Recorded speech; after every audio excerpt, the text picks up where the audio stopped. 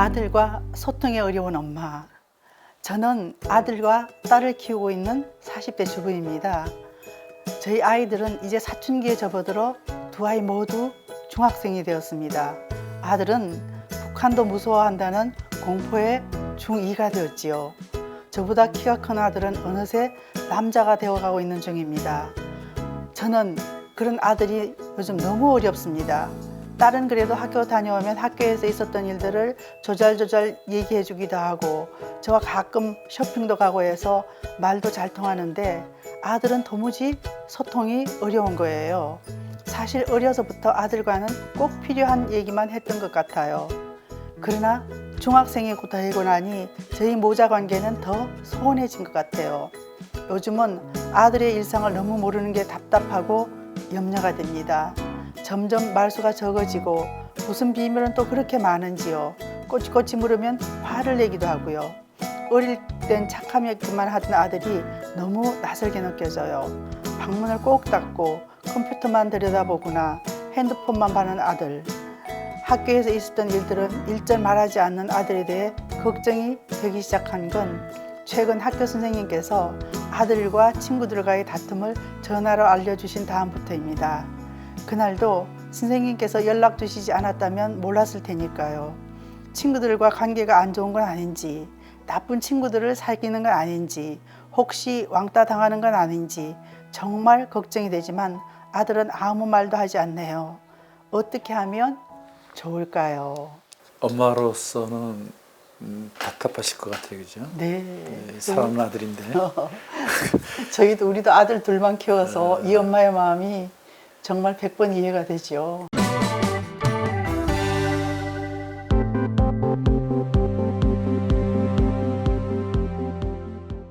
지금 이 사춘기의 특성을 좀 우리 어머니가 좀 이해를 하셔야 되는데, 사춘기는 이제 아이들이 정체성을 확립해가는 시기거든요. 나는 나다. 나는 누구누구의 아들이 딸이 아니라 나는 나다. 그걸 이제 선언하는 거예요. 독립을 하는. 그러니까 독립하는 과정이 사실 어렵거든요. 이게 아직 독립할 나이가 아닌데, 그러니까 어머니로서는 부모로서는 자꾸만 이제 간섭을 하려고 그러고 애는 홀로 설라 그러고, 그때 이제 나오는 게 뭐냐면 이 아이들이 주장하는 게 뭐냐면 난 반항한다, 고로 존재한다, 이제 그런 것들이 이제 이런 현상으로 나타나는 거거든요. 그래서 절대적으로 이때 사춘기를 지나는 아들한테 절대적으로 필요한 건 사실은 아버지 역할입니다. 아버지. 아버지가 일대 자녀 양육에 함께 해주셔야 합니다. 사춘기를 지나는 특별히 아들의 경우는 아버지가 이제 그때 전면에 나서야 한다는 거죠. 근데 문제는 이제 아버지들이 바깥 일이 너무 바쁘시니까 아이들의 관심 못 기울이죠. 그때 놓치면 이제 정말 아버지와 아들은 집에만 같이 있는 그런 수준이 되거든요. 그렇죠. 그러니까 오랜만에 오는 아버지한테 아저씨는 누구셔요? 이런 조크도 있잖아요. 그래서 이게 뭐 크리스찬 초등학교 이런 데서는 요즘에 초등학교 4학년, 5학년짜리들하고 사춘기가 시작되죠. 네, 사춘기가 이제 시작돼가지고 그때 아버지와 함께하는 프로그램들을 이렇게 하거든요. 우리가 아버지 학교에서도 이제 그런 것들을 자주 하는데 아빠와 특히 함께하는 이제 아빠와 프로그램. 함께하는 프로그램 굉장히 중요합니다.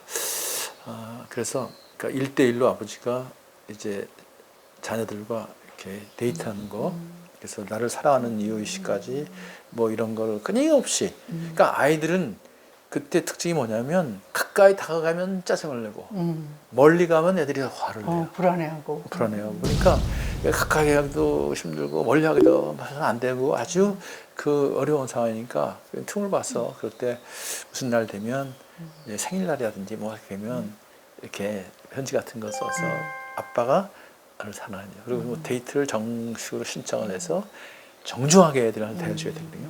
그래서 같이 이제 자리를 마련하고, 눈높이를 맞춘다는 건 아이들을 어린애 취급하지 말라는 의미도 있거든요. 근데 아이들을 그렇지. 너무 어린애 취급하거든요. 너무 애기 취급하지. 나는 사춘기 들었으면 나도 이제 알 만큼 다 압니다 이랬는데 우리는 아직도 어렸을 때 그 말 잘 들었을 때. 맞아요. 엄마 아빠 눈으로 보면 애기같이 보이는데 답답한 건 우리도 그랬잖아요. 우리 아들한테 뭘 물어보면 몰라요? 됐어요? 왜요? 그렇게 하고 문 뭘 닫고 모르냐 들어가니까. 그래도 뭘 몰라요. 몰라요. 다 들었더니 지나가는 그래서, 예. 경험인데 근데 중요한 것은 어떠냐 하면 그 아빠와 함께해서 아빠와의 그 아름다운 추억이 이 아이가 성장해서 어려운 일을 당했을 때 꺼내서 쓸 수 있는 자원이 된다는 거죠. 네, 그리고 또 하나 우리 아버지들한테 부탁하고 싶은 것은 어머니도 마찬가지지만 아이들을 위해서 꼭 기도해 주라는 거, 축복 기도해 주고 그다음에 지금 친구 얘기도 나왔는데 친구를 누가 누구를 만날지 모르거든요.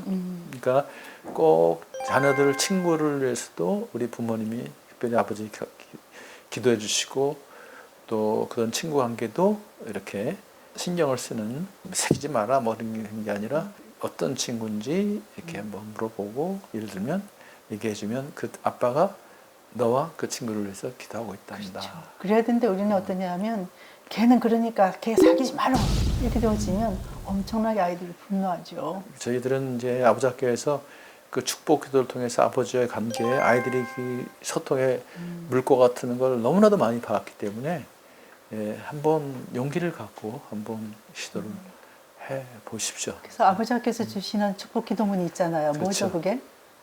민수기 6장에 나오는 6장 나온 거 예. 가지고 예. 그냥 심플하게 간단하게 해주면 되는데 우리는 또 그냥 기도한다고 그러면서 기도 속에 가르치는 걸 가르쳐서 주저주저한 아이들이 그래서 뭐 아버지 여호와 하나님께서 너를 복 주시고 지켜줄 원하노라. 뭐 은혜를 베푸사 평강 주시고 이런 짧은 기도지만 이런 것들을 이렇게 해주면 아이들이 굉장히 큰 감동을 받습니다. 한 번 하지 말고 네. 꾸준히 꾸준히 지속적으로 애가 꾸준히. 실수했을 때 있지라도 그래서 우리도 우리 둘째가 재수할 때 걔 그냥 재수하면서도 공부 안 하고 했을 때 당신이 힘들었는데 축복 기도로 다가갔잖아요. 그렇죠. 그래서 걔가 이제 대학부가 됐을 때 신문에 오늘이 신문에 간증했잖아요. 근데 아빠가 처음 축복 기도할 때 왜 이러시나 그랬는데 하루도 빠지지 않고 어떤 데 아빠가 울면서 자기를 위해서 축복할 때 자기 아빠의 깊은 사랑을 느꼈고 내가 공부해야지 이런 마음이 생겼다라고. 아버지가 절대적으로 참여하시는 게 좋고 만약에 아버지가 안 계신 분들은 이제 교회 공동체나 이런 모임을 통해서 그런 역할을 대신 해줄 수 있는 그런 멘토들을 만나게 그렇죠. 하는 거 남자애들이 상당히 남자 어른을 경험케 해줘야 된다는 거죠. 네, 그렇죠? 좋은 멘토. 그래야 나중에 하나님을 만나는데도 아주 쉽게 만날 수 있고 특별히 이제 사춘기에 대해서 이해가 잘 안 되시는 분들을 위해서 제가 괜찮은 책을 하나 소개하고 싶은데요. 그 EBS에서 나온 10대 성장 보고서라는 책이거든요. 10대 성장 보고 얼마나 이게 정말 아이들이 감정 덩어리인지 친구가 얼마나 좋은지 얼마나 위험한지 이런 것들을 이제 아주 예리하게 분석해낸 그런 10대 성장 보고서라는 책인데 그런 거 한번 보시면 그렇죠? 아 우리 애가 지금 이런 시기를 지나고 있구나 이런 것들을 그렇죠. 잘 이해하실 수 있습니다. 이 또한 지나가리라 성숙의 과정이라고 생각하시고요. 힘내시기 바랍니다. 다음 주에는 한 자녀를 키우시는 분들 자녀 하나 때문에 자녀 키우는데 그렇죠. 한 자녀 하면 딱 떠오르는 게 있죠. 이기적이다. 나만 한다. 소황제다. 뭐 이런 얘기요. 중국 같은 데 소황제다. 뭐 이런 얘기가 있는데 한 자녀 키우는 분들 고충에 대해서 한번 좀 나눠보도록 하겠습니다.